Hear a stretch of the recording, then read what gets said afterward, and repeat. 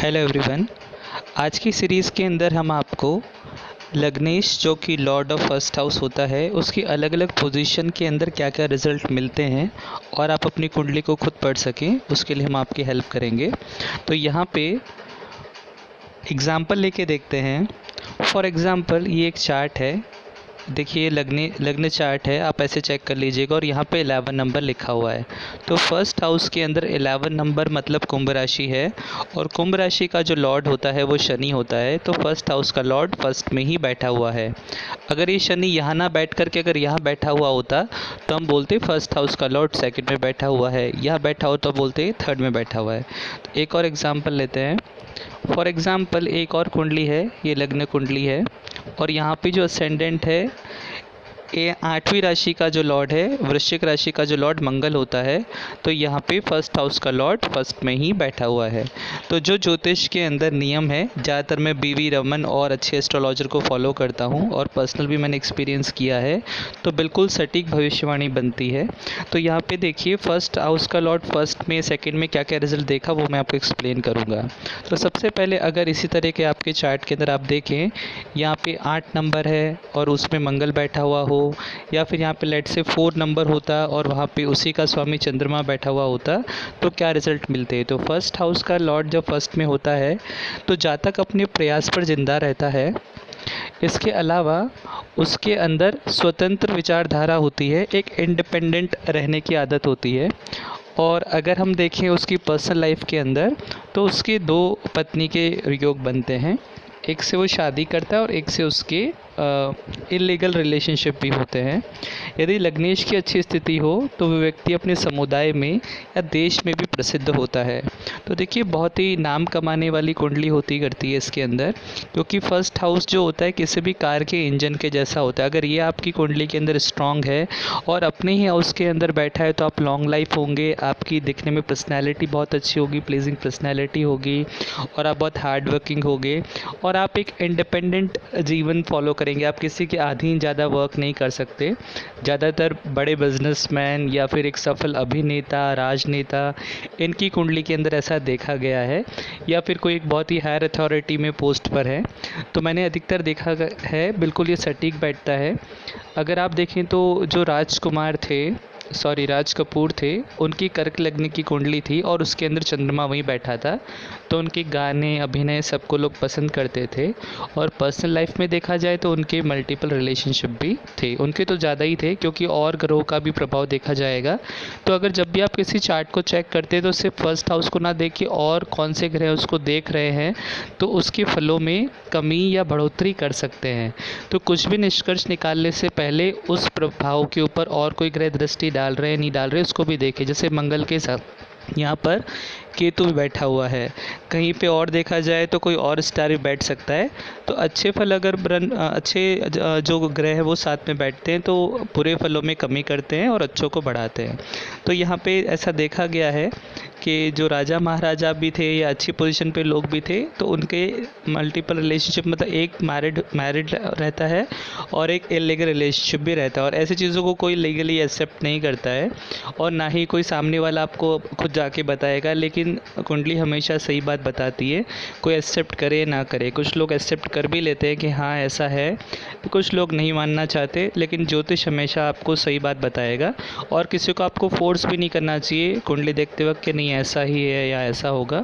सामने वाला अपनी हकीकत अच्छे से जानता है, तो कुंडली से सारी चीज़ें क्लियर हो जाती हैं। तो फर्स्ट हाउस में फर्स्ट में होना एक तरह से राजयोग कारक ही होता है। संबंधों को लेकर के आप थोड़े डाउटफुल रहते हैं। अगर बात करें यही आपका फर्स्ट हाउस का लॉर्ड सेकंड में होता, फॉर एग्जांपल यहाँ पे मार्स बैठा होता, या जो मैंने पहले कुंडली दिखाई थी उसको अगर हम चेक करें जिसके अंदर 11 नंबर लिखा हुआ था, जैसे कि ये यहाँ पे शनि बैठा हुआ है फर्स्ट हाउस का लॉर्ड, अगर वो सैटर्न यहाँ पे चला जाता, सेकंड हाउस में चला जाता तो क्या फल मिलता। तो अगर द्वितीय भाव में प्रथम भाव का स्वामी जाता है तो उसको अधिक लाभ होता है। शत्रुओं से थोड़ी परेशानी रहती है, चिंता रहती है। उसका आचरण उत्तम होता है, बहुत ही वेल बिहेव्ड पर्सन होगा, सम्मानित होगा और उदार दिल वाला होता है। देखिए जो सेकंड हाउस होता है ये खाने पीने का, आपके बैंक बैलेंस का, आपके कम्युनिकेशन का भी होता है। तो ऐसे लोग बहुत अच्छे कम्युनिकेटर होते हैं या कुछ ना कुछ इसी तरह का जॉब भी करना पसंद करते हैं जहाँ कम्युनिकेशन काम आता है। अगर ये उत्तम स्थिति में होता है तो ये अपना कर्तव्य आनंदपूर्वक निभाएगा और बहुत ही एम्बिशियस भी होगा। उसकी आंखें बहुत सुंदर होती है और ऐसे लोगों को पूर्वानुमान का आशीर्वाद होता है। मतलब बाय डिफ़ॉल्ट इन लोगों के अंदर इंट्यूशन पावर बहुत हाई होती है। ये इंसान को मिलते ही पहचान जाते हैं कि इसके मन में क्या चल रहा है। या फिर कई लोगों से ऐसे अनुभव मैंने किया है कि उनको पहले ही सपने आ जाते हैं और वो कहते हैं कि एक्चुअल में ऐसा हुआ था, या उनको पूर्वानुमान हो जाता है। कई बार ज्योतिषियों की कुंडली में भी ऐसे योग पाए गए हैं, क्योंकि उनको कुंडली देख कर के पूर्वानुमान हो जाता है कि ऐसी घटना होने वाली है। तो ये एक उनको स्पेशल पावर होती है। दान करना पसंद होता है और अच्छा खाना इनको बहुत पसंद होता है। अच्छे भोजन के अभिलाषी भी होते हैं, क्योंकि खाने पीने का भी हाउस है। तो अच्छी आदतें होती हैं इनके, कम्युनिकेशन अच्छा होता है। अच्छा, अगर यही फर्स्ट हाउस का लॉर्ड अगर थर्ड हाउस में चला जाए, फॉर एग्जांपल इस चार्ट के अंदर अगर सैटर्न यहाँ पे होता, या फिर मैंने दूसरा चार्ट जो दिखाया था उसको अगर मैं दिखाऊं, उसके अंदर फर्स्ट हाउस का लॉर्ड आपका जो था वो मंगल था। अगर यहाँ पे मंगल होता, थर्ड हाउस के अंदर होता, तो क्या फल मिलते। देखिए ऐसे में जातक साहसी होता है, भाग्यशाली होता है, सम्मानित होता है, 2 विवाह के योग बनते हैं, तीव्र बुद्धि वाला होता है और हमेशा खुश रहने वाला होता है। देखिए 2 पत्नी वाला होना, ठीक है ना, उसके लिए आपको और भी चीज़ें चेक करनी पड़ेगी। 7th हाउस का लॉर्ड वीनस की स्थिति, लेकिन अगर सारी चीज़ें इंडिकेट करी और फर्स्ट हाउस का लॉर्ड थर्ड में चढ़ा जाएगा तो उसकी चांसेस बहुत बढ़ जाएंगे।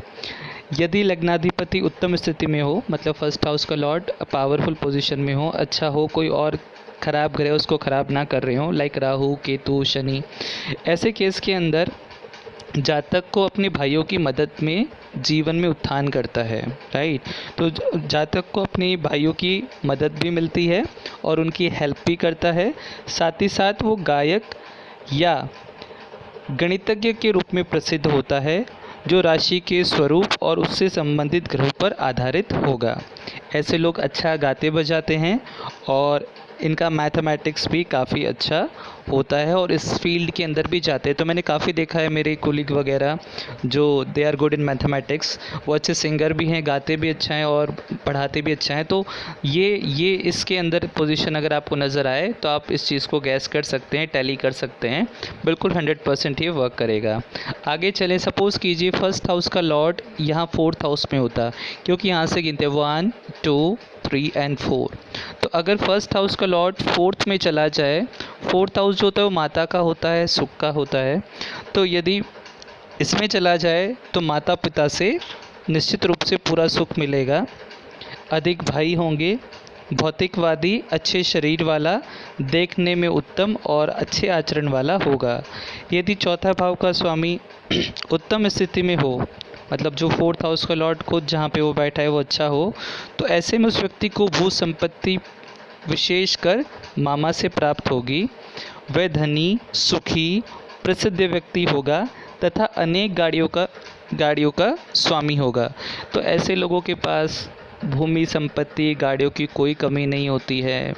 स्ट्रॉन्ग पोजीशन में अगर 4th हाउस का लॉर्ड और लग्नेश भी वहाँ बैठ जाए तो उनके पास खूब सारी गाड़ियाँ होती हैं, एक से एक बढ़ के गाड़ियाँ होती हैं, प्रॉपर्टी खूब सारी होती है, खूब सारे प्लॉट होते हैं। तो मल्टीपल प्रॉपर्टी वाला होता है, रिच ह्यूमन होगा। साथ ही साथ इनका थोड़ा डेविएशन अपनी मम्मा की तरफ होता है, क्योंकि फर्स्ट हाउस का लॉर्ड 4th में चला गया। तो देखिए लग्नेश जहाँ पे भी जाते हैं उस भाव को अच्छा करता है, तो 4th हाउस में जाएगा। तो ऐसे इंसान का झुकाव अपनी मम्मी की तरफ होगा, अपनी मम्मी को चाहने वाला और उनसे प्यार करने वाला होगा और उनकी आज्ञा मानने वाला होगा। साथ ही साथ अपनी मेहनत से भी संपत्ति बनाएगा और इनहेरेंट भी इनको फ़ायदा होता है। तो अभी तक मैंने 1 to 4 आपको डिस्कस किया, बहुत लंबा वीडियो नहीं बनाऊंगा, आप इसको समझिए, सीखिए। उसके बाद आगे 5 से लेकर 12 हाउसेस को भी मैं पार्ट में कवर करूँगा। Thank you.